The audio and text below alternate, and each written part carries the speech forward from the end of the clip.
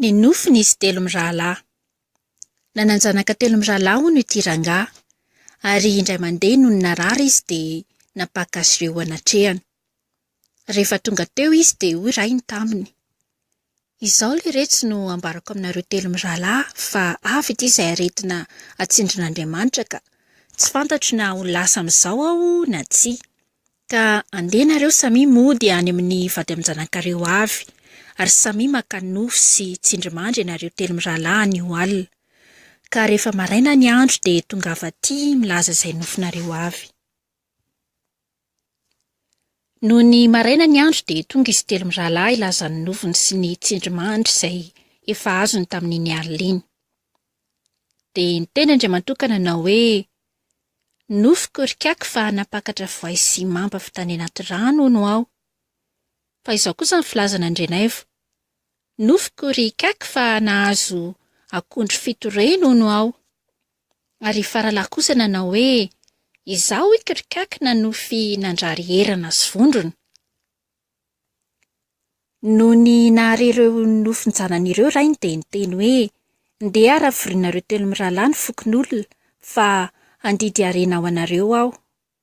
Dia namory ny fokon'olona izy ireo ka noho ny efa tonga teo anatrehan'ny rangahy ny olona dia niteny izy hoe: "Aza mahafady lahy fa nanainga kely anareo mba hanatrika ny didim-pananako, ka izao no andediko ny hareko amin'ireto zanako telo mirahalahy.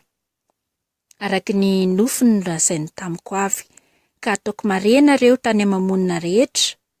Ny andro tokony dia omeko ny faralahy, ary ny ampahatelo ny sisa kosa omeko azy mirahalahy zokony.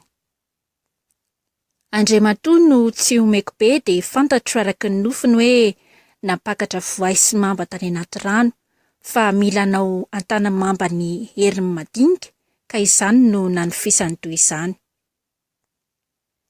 Andrianaivo no tsy tolorako be koa satria fantatro amin'ny nofiny fa ho ratsy koa izy, ka ilay hipoaka ny anjarany sasany ary hitondra izay tsy tokony ho entiny.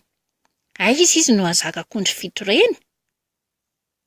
Fa raha mahazaka izy dia mba telo ahay na ny anankiray lolohaviny ary ny roa sakeleny.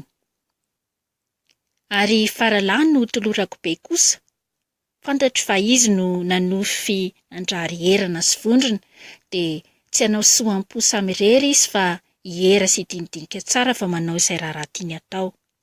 Ka izy no hahatondra ny anarako sy hamelo-maso ny tanin-drazako.